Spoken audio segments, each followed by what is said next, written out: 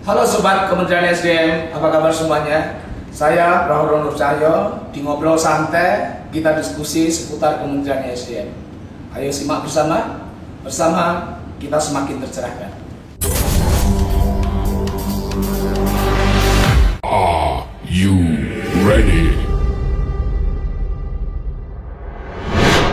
Selamat siang Sobat Energi, kembali hadir bersama Anda podcast spesial ya. Yang kali ini saya Lala Energi siap menemani Anda bersama dengan Sobat Energi dan beberapa narasumber yang penuh energi pastinya. Kalau diperhatikan dari wajah-wajahnya mungkin Anda sangat familiar ya dengan beliau-beliau ini ya. Ini kayaknya agak boros dikit lagi yang muda-mudanya ya, karena mungkin energinya terserap oleh jenggot-jenggot yang bertebaran. Tapi kalau kita lihat di sisi sebelah kiri, wah ya ini energinya energi ya setengah boros lah ya. Nah kalau kita bicara soal energi nih ya, Sobat Energi, banyak sekali hal-hal yang akan menjadi insight dan manfaat baru untuk Anda ya, dimanapun Anda berada saat ini. Dari beberapa dari beberapa hal yang akan kita rangkum di hari ini, ada 4 poin penting yang akan kita bahas untuk kita bagi kepada Anda semua. Yang pertama adalah kita tuh sering banget nih mengalami satu momen di mana, kayaknya saya inget deh nyimpan sesuatu tuh di sini kemarin, di laci nomor 2 dari kanan sebelah mana nih, nah di pojokan. Tapi ketika dicari kok nggak ada ya. Ternyata itu adalah skip. Biasanya manusia punya kebiasaan kalau nyimpennya inget ya. Begitu pengen nyari, nah di saat itulah kita lupa. Sehingga kita butuh yang namanya archiving. Itu kalau orang bule itu bilangnya archiving. Tapi karena kita di Indonesia ya Sobat Energi, jadi kita simpelkan aja menjadi pengarsipan. Nah, soal pengarsipan sendiri, ada beberapa cara yang bisa Anda lakukan di rumah. Cara sederhana yang biasanya dilakukan oleh salah satu narasumber kita. Nama beliau adalah Aperta Arsip ya. Biar saya nggak lupa bagiannya mana-mana aja ya. Paling nggak enak Mas Bagus nih di sini ya, saya perkenalkan. Boleh dong saya hai dulu Mas Aperta ini Arsip ke sebelah sini. Nah saya Aperta yang kebetulan tadi bahas tentang arsip gitu. Siap. Ya disebut rumah Aperta Arsip, oke lah gitu. Isi. Yang penting ya itu ya, yang penting Argo jalan terus ya. Yang berikutnya ya, saya akan perkenalkan narasumber yang juga punya nama kece di sini. Namanya adalah Bagus. Beliau akan membahas soal tegangan ya. Jadi namanya adalah Bagus Tegangan. Hai Mas Bagus, apa kabar? Sapa dong Sobat Energi. Hai Sobat Energi. Kebetulan Nggak apa-apa. Anda namanya boleh tegangan. Tapi di sini saya masih tegang ini. Tegangan kayaknya masih ya. Tegang. Masih tegang. Oh, iya. Tegang karena nervous atau karena apa? Karena belum dicas kayaknya ya. Belum dicas. Baiklah. Nah, tidak hanya Mas Aperta dan Mas Bagus, tapi saya juga punya 2 narasumber lain hari ini yang akan berbagi dengan Anda Sobat Energi. Yang berikutnya adalah Mas Agus ya. Mas Agus presentasi. Atau kalau presentasi agak bingung, Mas Agus PPT ya. Jadi nama baru ya. Ya, siapa dong Sobat Energi? Halo Sobat Energi, jumpa lagi kita di podcast ya. Ya. Siap. Hari ini saya di Agus PPT jadinya. Iya, namanya ganti Agus PPT ya. Karena akan bahas tentang PPT sederhana. Thank you so much Mas Agus. Kembarannya ya, beda ibu beda ayah. Ada yang namanya beda. Berdua yang sama ini ya. Mas Zulfa maksudnya. Mas Zulfa ini adalah yang akan membahas tentang hemat energi untuk penggunaan AC. Jadi kita ambil supaya Sobat Energi ingat dengan beliau, nama dia adalah Zulfa AC ya. Nah, ya dari masing-masing keahlian yang narasumber saya miliki hari ini, ya saya itu akan bertanya terlebih dahulu ke Mas yang kurang tegang. Mas yang kurang tegangan ya.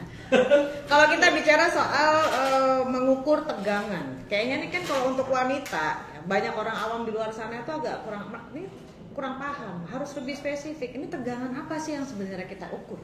Oke. Jadi tegangan lebih ke karena kita sehari-hari nggak jauh-jauh dari handphone, Oh, betul. AC, Ya. TV, ya. pasti tegangan listrik. Oke. Tegangan. Listrik ya, listrik. Nah, Ya. betul tegangan listrik. Jadi kenapa harus kita ukur? Karena itu mempengaruhi apa namanya dong? bentar, saya lupa dulu. Mempengaruhi keawetan dari perangkat kita. Oh gitu. Betul. Jadi kalau seandainya laptop saya tuh sering tiap minggu saya ganti laptop, rusak terus. Itu berarti karena ini ya. Itu nyenengin yang jualan. Kita orang kaya gitu. Ya saya mau pamer aja. Orang kaya ya, orang kaya. Tiap minggu ganti laptop. Itu bisa jadi karena tegangannya salah atau gimana nih? Karena tegangannya tidak sesuai dengan spesifikasi. Oh gitu. Spesifikasi yang seperti apa yang seharusnya dibutuhkan untuk bisa menyesuaikan dengan gadget atau perangkat-perangkat elektronik nih? Oke, jadi ketika kita membeli perangkat itu biasanya kalau di handphone baru di belakang ada seperti tempelan red tegangan. Nah, ada ya? Ada, biasanya sekitar 220 sampai 240 volt. Oh iya pernah lihat. Pernah lihat kan? Pernah Nah, lihat. itulah range tegangan yang biasa kita gunakan di Indonesia. Oke. Ya, nah. 220 sampai 240 ya volt ya. Jadi voltase. variatif tergantung peralatan apa yang digunakan. Oke. Nah, dari situlah tegangan rumah kita apakah sesuai ketika misalnya rumah kita 1300 VA, kemudian kita terlalu banyak menggunakan beban, otomatis tegangannya turun. Nah, itu yang membuat peralatan di rumah tidak awet. Nah, biasanya yang sering itu makan listrik banyak dari AC, terus kemudian lemari pendingin. Mengkonsumsi listrik maksudnya ya? Betul. Gimana kita mau makan listrik mas ya? Mengkonsumsi listrik, lemari AC lagi, lemari pendingin maksudnya? Lemari pendingin. Kulkas gitu, Kulkas, kulkas, betul. aduh, kulkas, Lupa. AC, kulkas. Saya terlalu bahasa ini jadi. Iya, bahasa lo lemari banget, lemari es. Problem. Iya, problem banget. Gimana kan tadi lemari es, kemudian apa lagi selain AC, lemari es? Lemari es, AC, TV. Oh, TV juga termasuk? TV kalau tidak digunakan kita kan sering lupa mencabut. Iya, kadang-kadang TV yang nonton saya karena saya ketiduran. Nah, itu pasti takut kan, makanya nyalain TV. Iya, aku tahu sih mas. Karena sih, Oh lu juga takut? Iya. Tapi mukanya udah nyeremin sebenarnya. makanya saya nggak ada cermin di rumah. Oh iya bagus. Oh jadi gitu. Jadi apa seharusnya yang kita lakukan supaya kita tetap bisa ya mengukur tegangan supaya cocok nih dengan device atau gadget-gadget yang kita miliki. Tujuannya supaya awet. Oke, jadi pertama disesuaikan dulu nih beban di rumah berapa, jangan sampai Beban hidup juga. beban hidup kan sudah pasti. Oh, iya. Nah, jadi sesuaikan dengan langganan di rumah berapa. Langganan maksudnya saya Langganan pulsa. langganan listrik apakah 1.300, Oh, 1.200, iya. 2.200 Itu apa? Daya. Langganan daya. Maaf. Mas bagus tegangan itu namanya daya. Mas. Ya. Listrik. Oke, dayanya gimana? Oke. Terus lanjut Jadi Mas. disesuaikan, jangan sampai melebihi kapasitas karena itu pun nanti yang dapat menyebabkan tadi salah satunya korsleting. Oh. Nah, bisa mengakibatkan kebakaran. Wah, dari gara-gara salah pilih daya itu tadi ya? Karena kan setiap kabel pun itu dia masing-masing ada spesifikasinya. Oh, siap. Makanya ada pengaman kalau kita lagi nyetrika nyalain mesin cuci jeglek. Oh iya. Nah, itu salah satu pengaman dari PLN. Oke. Ya, jeglek itu sebenarnya pengaman ya. Pengaman. Jadi jangan panik, coba lagi diulang lagi, dinyalain kembali, tapi ya harus ada salah satu yang dimatikan. Betul. Karena itu dia tidak sesuai beban dengan Oke. tadi daya. Siap. Terima kasih banyak ya, Mas Bagus jeglek tadi ya. Jeglek. Tegang apa jeglek? Ya, kayaknya lebih pas jeglek Jeglek daripada aja. ya. Baiklah, nah kalau kita bicara ya Sobat Energi tentang hal-hal yang berhubungan dengan pemakaian daya, tadi kita juga udah bahas sehingga istilah jeglek itu akhirnya muncul, dan itu memang hari-hari kadang-kadang kita juga menemukan kondisi yang demikian ya karena kurang daya dan sebagainya. Nah, salah satu hal yang perlu kita perhatikan di sini juga adalah bagaimana sih kita itu bisa memanfaatkan efisiensi segala bentuk peralatan elektronik di rumah, termasuk yang sering sekali kita pakai di cuaca yang cukup panas akhir-akhir ini adalah AC, ya, air conditioner. Nah, untuk supaya nggak jeglek itu tadi nih ya, kita akan ngobrol-ngobrolnya kali ini dengan narasumber saya, Mas Zulfa AC ya, yang akan khusus membahas gimana sih supaya kita tetap bisa meningkatkan efisiensi penggunaan energi ya pada saat kita menggunakan AC. Ada ini nggak sih sebenarnya? Ada tips khusus nggak saat kita mau beli AC terutama? Itu apa sih yang sebenarnya harus kita lakukan terlebih dahulu, Mas? Supaya tetap hemat energi tadi ya. Oke, baik, terima kasih. Mungkin yang pertama kita harus perhatikan itu spesifikasi dari ruangan kita terlebih dahulu. Ruangannya diukur, Mas? Betul. Jadi kita kayak tukang ya. Iya. Oh, diukur dulu berapa kali berapa meter gitu ya. Oke, siap. Jadi panjangnya berapa, lebarnya berapa, dan luasnya itu berapa, sehingga kita dapat tahu nih kira-kira AC-nya itu berapa PK, berapa yang harus kita beli. Jadi kita jangan sampai berlebih kita beli AC itu, misalkan. Berlebih gimana maksudnya, Mas? Kalau orang kaya kan boleh ya harusnya ya. Bebas. Berlebih maksudnya satu kamar 2 AC gitu, bukan ya? Jadi melebihi dari batas maksimum penggunaan listrik tersebut. Oh. Jadi misalkan contoh sederhana 2 kali 3 nih ruangan itu pasti 2 kali 3 setengah PK. Kos-kosan ya. Kos-kosan ya. Jadi kalau kita 2 kali 1 serem ya. Kuburan. 2 kali 3 itu kos-kosan ya, kos-kosan kecil ya. Oke, itu berapa bisa tadi? kita gunakan setengah PK. Setengah PK ya. Setengah PK. Ya, Kalau ya. misalnya kita menggunakan ruangan 1 PK atau 2 PK, kita akan menggunakan energi lebih. Jadi akan sangat dingin ruangan tersebut. Iya. Meskipun kita setting 24, tapi kalau kita pakai AC berlebih, jadi akan sangat dingin, jadi otomatis akan boros. Boros juga jadinya. Wah, itu penting banget nih sobat energi, karena kita kan pengennya yang mungkin udah 1 PK aja.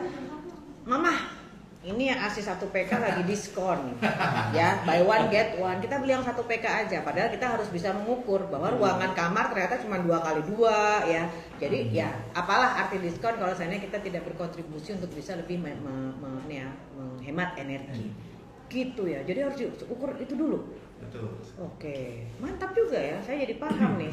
Wah, kayaknya banyak sekali ruangan jadi saya mau jual harus AC kasih AC. kayaknya. Iya, saya mau jual AC bekas saya deh kayaknya, karena tidak sesuai PK-nya dengan ukuran ruangannya. Ya, alias kurang PK sih sebenarnya kan saya. Karena saya belum ngirit ya, nggak ada diskon saya ngirit, jadi saya cari yang setengah PK aja. Mau ruangannya 6 kali 6 tetap setengah PK. Yang ada kita kipas-kipas kalau malam-malam ya. Nah, itu dari cara pemilihan air conditioner atau AC saat kita ingin berkontribusi untuk lebih menghemat energi. Nah, tapi gini masalahnya. Kalau kita perhatikan, ini kan masih peralihan ya, sobat energi, antara yang online ke offline, yang di kantor work from home sama work from office. Tapi memang kalau diperhatikan, kadang-kadang kita itu melihat bahwa apa yang kita lakukan di rumah ya, dengan tadi AC yang harusnya sesuai, kalau kelamaan juga bisa kedinginan, kalau kurang PK bisa kepanasan. Tapi kita tuh perlu loh sebenarnya untuk bisa mengefisiensikan waktu ketika kita akan bekerja, mau dari rumah, mau dari kantor. Kita tuh harus punya bekal di mana saat kita memberikan presentasi ya, kita tuh harus punya tips-tips jitunya ya. Lepas Anda di rumah, Anda di kantor, Anda di sawah pun, kalau Anda tahu cara presentasi yang sesuai ya itu ada tipsnya. Nah, saya akan bertanya langsung nih ke Mas Agus ya, Mas Agus PPT tadi. Sebenarnya gini, banyak orang yang merasa bahwa bikin slide itu susah karena nggak tahu caranya. Harus mulai dari mana ketika kita akan punya ide, ini di lembar kertas kosong gitu ya, lembar kosong, mau ngapain dulu nih? Bisa nggak kasih tips-tipsnya nih? Mas Agus, bener ya? Bener. Mas Agus, gimana caranya supaya kita tuh bisa tahu betul ide apa yang bisa kita tuangkan dalam bentuk presentasi sederhana? Silakan Mas Agus, PPT. Ya, baik, terima kasih. Jadi pertama tentu ini ya, kita harus tentukan topik dulu. Kita tahu apa yang mau kita omongin ya. Kita kalau tidak nanti kosong begitu. Yang kedua, tentu yang paling penting juga adalah kita harus tahu kepada siapa kita mau menyampaikan konteks kita itu. Wah, mantap, itu materi saya tadi tuh Mas ya. Makasih loh udah diaplikasikan di acara podcast ini. Anda kayak spons ya. Anda menyerap dengan baik materi saya. Terima kasih. Lanjut Mas. Ini diponsorin talking juga ya. Iya, makasih. Jangan lupa talking ya, jangan lupa. Ya benar. Makasih loh Mas udah nyebut kantor saya. Ya lanjut. Nah, kita harus tahu dulu audiensnya siapa, karena itu sangat penting. Kenapa? Karena audiens itu berpengaruh. Misalkan audiensnya itu generasi ya. Kita mengenal generasi itu ada baby boomer yang lahir tahun. Ada contohnya di sini. Gitu ya. Pak Aperta. Mungkin ya Pak. Baby boomer ya. Pak Aperta X, lagi X. Baby boomer dan Pak Guna. Iya. Baby paling akhir X lain. Namanya generasi X ya. Biar lebih muda. Iya. Terus. Baby boomer, lalu seterusnya ada generasi X, ya. Y, Z, Ya. dan juga terakhir Alpha ya. Saya Alpha. Alpha ya. Alpha sering absen, maksudnya Alpha ya. Alpha tadi absen. Ya, Alpha yang terakhir ini kan generasi Alpha dan mereka ini punya karakteristik yang berbeda. Wah serius sampai segitunya Anda Ya. mencermati generasi terkait cara buat slide ya?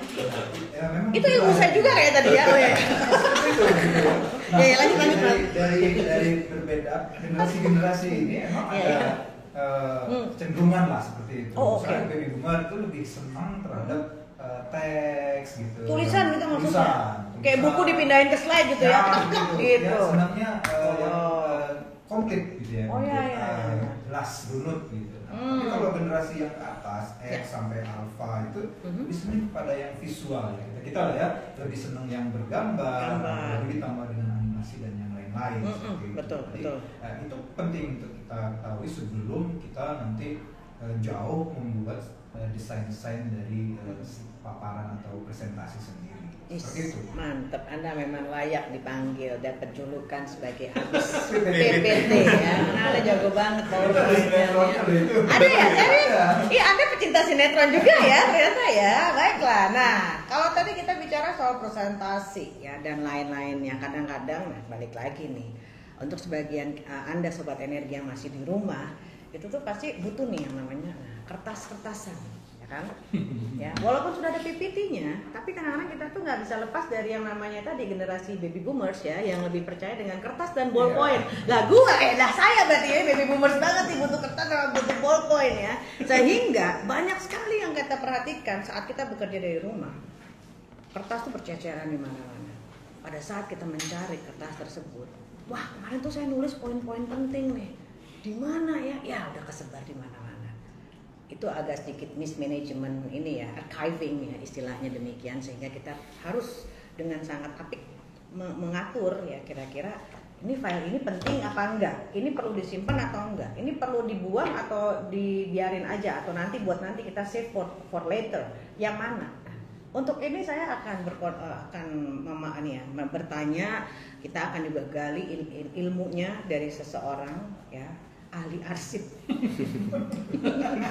Beliau namanya aja Aperta Arsip.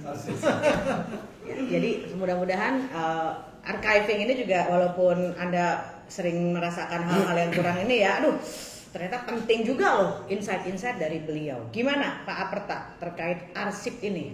Iya, begini ya, kalau kita bicara arsip sebenarnya tuh kita bicara jauh dari sekedar dokumen Itu. gitu.